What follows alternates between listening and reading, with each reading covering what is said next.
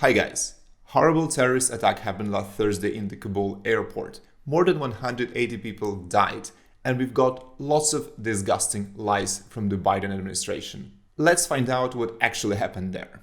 I always assume that suicide bombing is something which happens only when terrorist groups are oppressed by the strong and powerful government, and they don't have any real power, but they have to make some bold statement.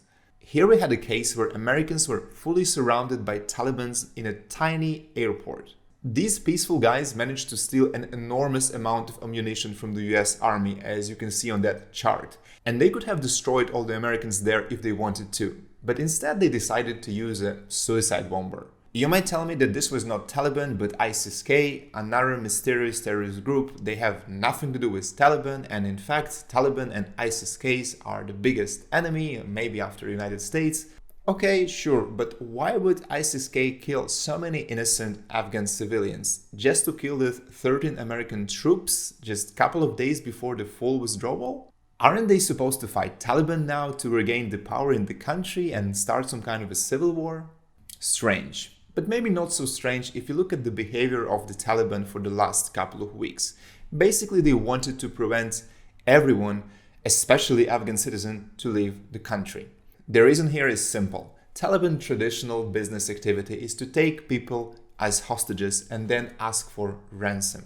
There are countless of examples of this kind of activities for the last 20 years. And Taliban quite reasonably feel that it's kind of unfair to let everyone go for free. As Russian journalist Yulia Latinina said, basically they are losing human capital, quite literally. Now, another problematic part of this story. 182 casualties by one suicide bomber. Is it really that common? If you look at similar events, for example, a suicide bombing at the Moscow airport arrival gate, there were only 37 casualties. And if you look at any other terrorist attack within Afghanistan, you can see that 100 plus casualties are only happening in the case when you have a car full of explosives, not when you have a single suicide bomber. The US State Department initially said that there were 2 explosions, but now the official version that there was 1 explosion, but then another ISIS-K member started to shoot into the crowd and the US Army had to shoot back. This is quite a strange version, which is not confirmed by the locals.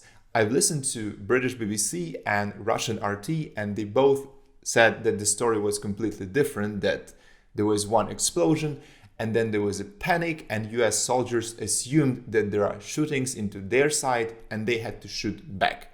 And probably because of this, more people got killed by US soldiers than by the original blast. This is extremely tragic, but somehow understandable because US soldiers has a right to fight back.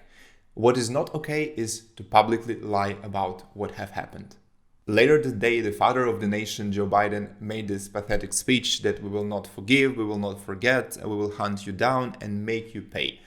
And the next morning, US made a drone strike in the neighboring province, killing 2 different ISIS-K members, which supposed to be the organizers of that Kabul airport attack. Really? You can't really tell whether it was 1 or 2 explosions, you couldn't prevent this whole terrorist act, but then within a matter of hours you managed to identify the organizers? This reminds me very much of Russian intelligence services trying to prevent fake terrorist attack.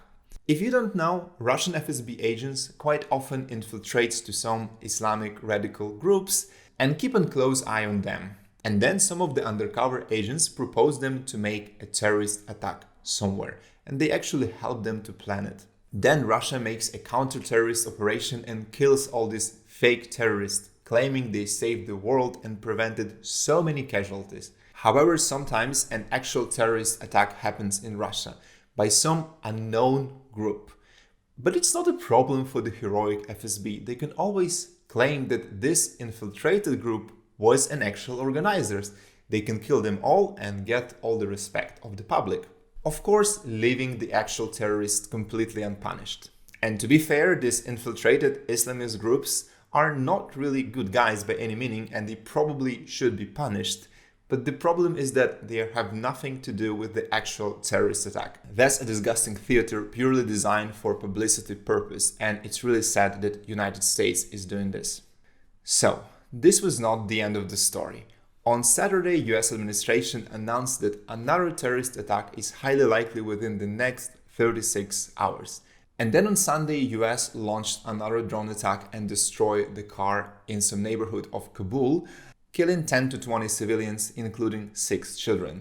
Very accurate prediction this time. US intelligence claimed that they 100% sure that this car had a bunch of different explosives. Why? Because when they hit it with the rocket, it got exploded.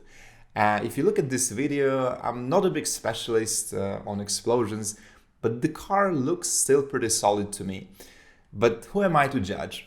I think this is another fake terrorist attack being prevented, and the only purpose of this is the miserable attempt of Biden to save his very, very low rating. And I really like this video when he admits that he's basically a puppet and he was not supposed to take any questions.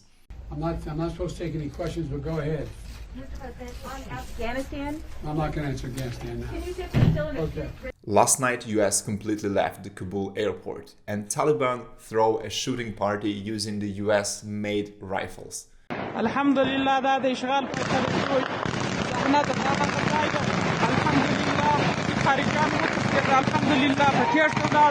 That's a total disgrace. Let's wait and see some execution of infidels this September.